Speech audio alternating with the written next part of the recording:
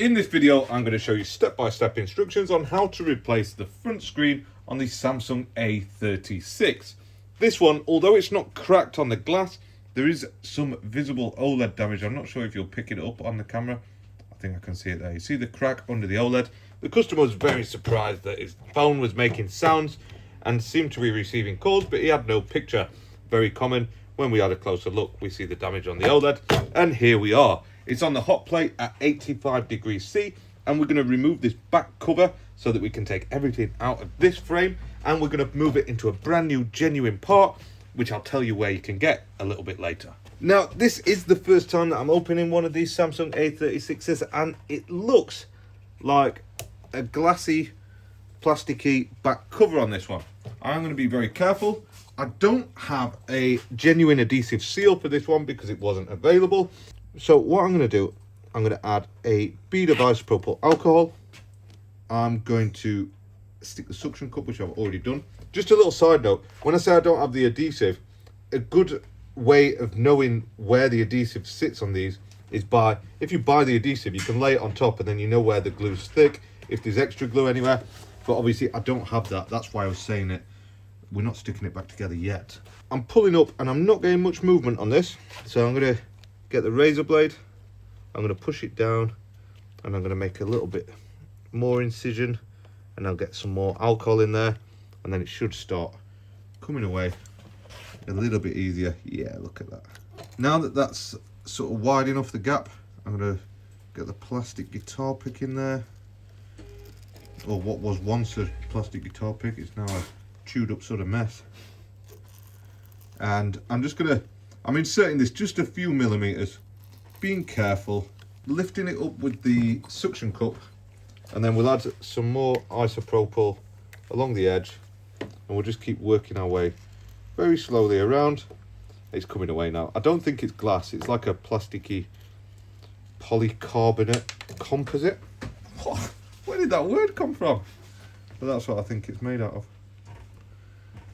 Somebody will tell me in the comments, no doubt. Anyway, now we have got that away. I'm going to just sort of fold that right back, snap it away like that. And you know, if you want to, you can reuse that seal. For our video, I'm not going to. I'm going to make my own up with a bit of Teflon tape. So whilst it's still hot, so I am going to peel off this adhesive. Whilst it's still warm, it just makes it a little bit easier. And I'll do my usual trick at this point. Now, a lot of you guys will probably not have one of these tools.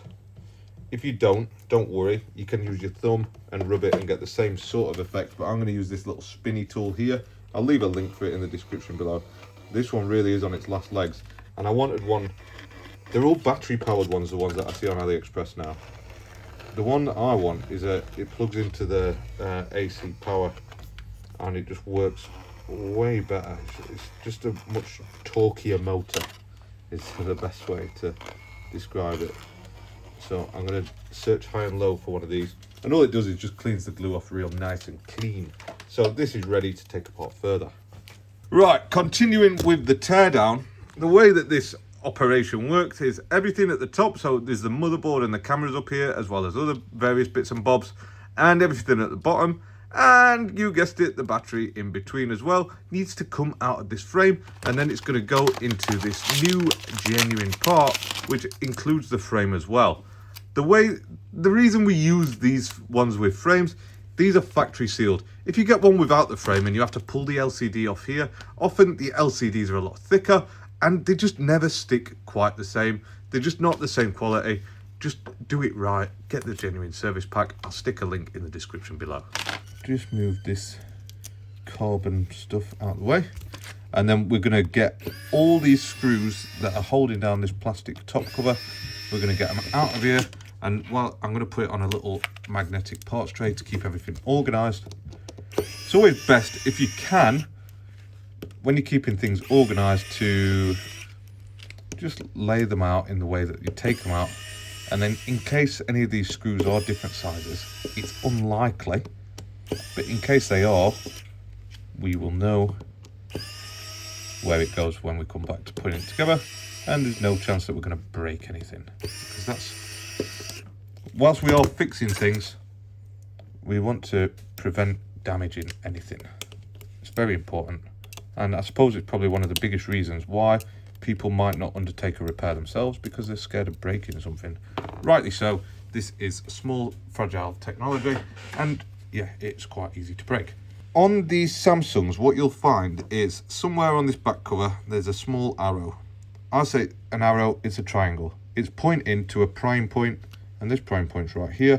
We can get under that with the plastic pick and just poke it off like that, and it pulls off nice and easy. We don't have to damage anything. Damage prevention, that's what we're talking about here. Right, next, battery. Disconnect that. This one, I'm going to leave it connected. The reason we're going to leave it connected, I just talked about it a few minutes ago. Damage prevention, same again. If we don't have to take it off, there's no point. We can leave that on. We can leave it on down on sub. The only one we'll have to remove is the one on Octa. Octa is the display. We'll have to disconnect that, and then we can take everything out together. It'll make sense in a minute, don't worry. Next, one little black screw. Remove that, keep it on the parts tray. And let's see, have we got the SIM tray? I'll get the SIM tray now. It's down the bottom.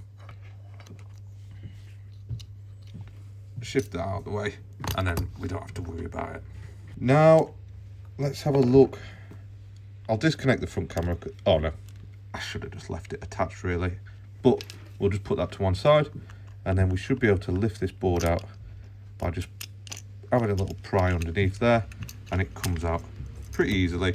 And we'll just leave that sat on top like that whilst we come to the bottom area, and we've got another few screws to remove. Looks like 6 or 7, maybe 8 screws. By the way, this little electric screwdriver is an absolute blessing. I nicked this particular one off the guy who owns Replace Base. It's about the only thing that we did manage to get out of him, but that's a story for another day.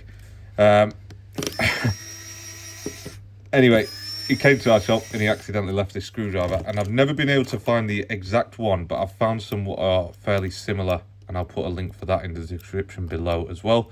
Just as a side note, I do make a little bit of commission on the links in the description. I really appreciate it if you buy from them, and it helps us keep this channel alive. On this one, you have got another arrow there. There is what looks like a small arrow there, look. Ignore that one. It's the one what's sort of embossed into it. And you can see there's a little prime point, and sometimes you'll bend the plastic spudger, but it's better than breaking something what you're working on. That plastic cover just went absolutely flying into the abyss then, and you probably hear it landing on the floor, but luckily it's just a piece of plastic with a speaker attached to it, and there's no harm done.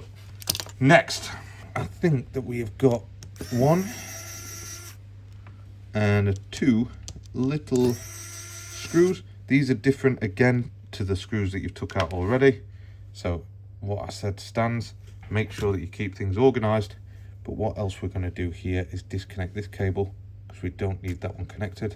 We're going to leave that one behind. And you've also got the fingerprint sensor. For that fingerprint sensor, I've got some little tweezers. Yes, they are metal, but we're going to just pry very carefully underneath it and lift it out of the way. And we'll leave that attached as well. It just makes things easier. When I say damage prevention with these connectors, right, some of them are very easy to work with. Like, we could take that off and push it back in very easily. If you're not used to doing that, and you have to mess around, and you have to line it up, and there's a risk that you're going to do some crunch damage to these connectors. So that's why I always recommend don't disconnect them if you don't have to. Another one here, look, prime example of it. Instead, we're just going to lift up on this bit, lift it up from the back side, and then slide it out. And this should slide out very, very easily, just like that. Going back to lesson 1, leave things connected. We can just pull that out as one whole unit like that, and we're just going to pop it to one side, because next is the battery that we're going to remove. On these ones, on the newer Samsung versions, we've got this very nice battery removal system. Unfortunately, same again with the adhesives, couldn't get them, and I'm just going to make a note. If you can get these adhesives, if anything changes and we can get them, I'll put it in the link in the description below, because they're so easy to remove. And I just feel bad for the next person who's going to cop for a bit of my tape, because you peel back 4 little peels, 1, 2, 3, and this last one here. Like, this absolutely rinses the iPhone ones where you have to use an electrical current to pull it out. And you just like pull on these and it sort of pops out. But yeah, that's it. Look, it's held in like that. So easy. That's it, battery gone. But unfortunately, I don't have one of these to replace it with, so it's gonna have to be a bit of tape. Battery's out, undamaged, in good condition. So now we're gonna get our new part.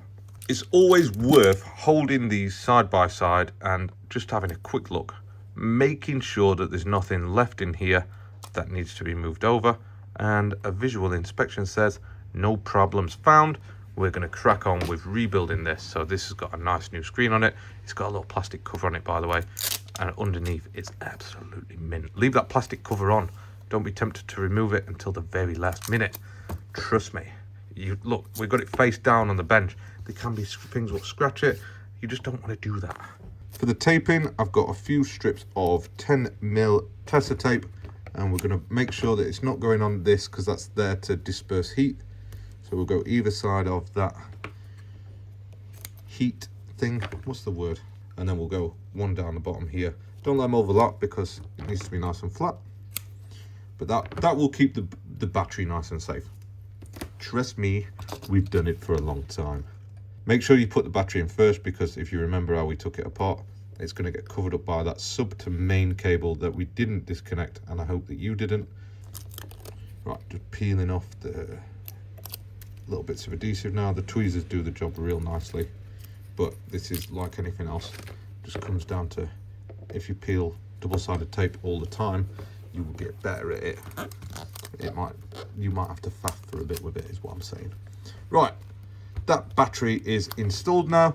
There's a little cover for the front camera. Actually, we took the front camera out, didn't we? So no need to rush that going back in, or that coming out, sorry. So what we're going to do, no touching of the cameras.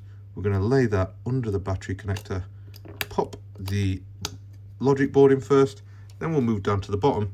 When you install this subboard, let me just show you up close, nice and close.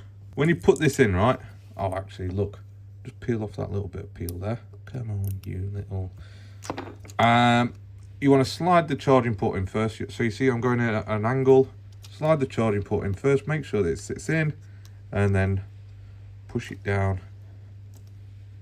And is it gonna go? What we don't like to do is put something in and then put unnecessary amounts of pressure on it, because that's when things get broken. And if you remember what we're talking about in this video, it's the prevention of damage. Anyway, it has gone in. There were no obstructions there.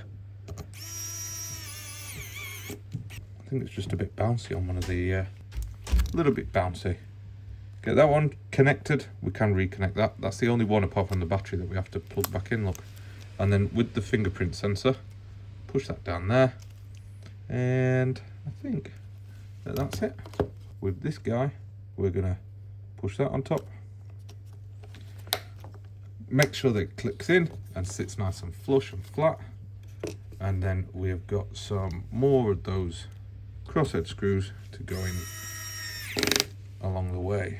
For most of these Samsungs, my screwdriver is set to like 4.5, 5 torque, and that seems to, I don't know what that means. It's not a measurement of like pounds per square inch, like a proper torque driver, but it's just the setting of my driver, and it just seems to stop it at the right moment.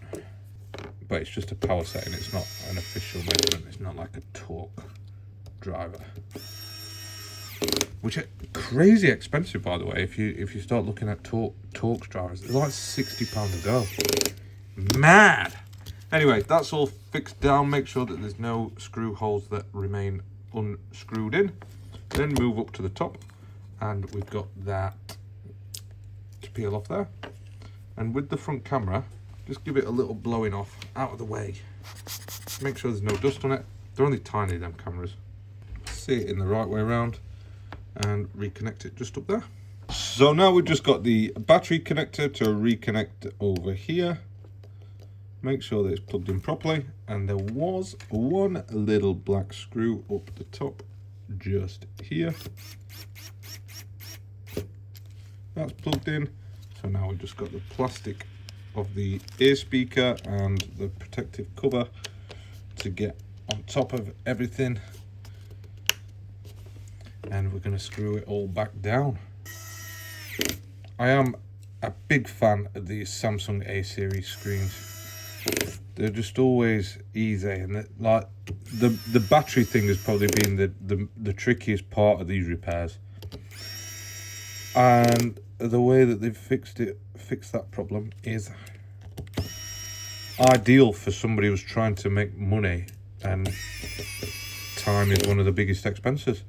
So thumbs up to Samsung on the repairability of the Samsung A36. I hope that it's a step forward and that everybody in the industry copies and makes it easy. Although not that easy that every customer tries to do it himself. Just make sure that everything's screwed down, make sure that it looks good, and then we'll get that back cover installed on there. For this back cover, I have saved you the torture of having to watch me stick tape on the back of it. So I've just used some 5mm test tape. Make sure that it's clean before you put it on there. That's literally the only rule. Don't use glue either. Honestly, glue is terrible. It takes a long time to cure, and it's just messy, and it's awful for the next person repairing it. Get a little dust blower and give it a good clean before you put it back together, and then just lay this back cover on top. Line it up. I'm a bit gutted that we didn't have the real seals for these, but you know, life moves forward, and I know that these are good and they do the job well. Don't forget your SIM card going in there, and then you should be able to, at this point, turn the phone on if it's got some battery. What do you reckon? 0%. You'll have to come back when it's got some charge in it. So now that it's got some charge in it, we'll just turn it on, because I know that you won't believe me that it works unless I show you. Now this has got some protected film on the edges while it's turning on. I will be the guy who removes that. But that bit of mark on there is just from the little screen protector, and that is how to replace the front screen on the Samsung A36. Thank you for watching, and see you in the next video.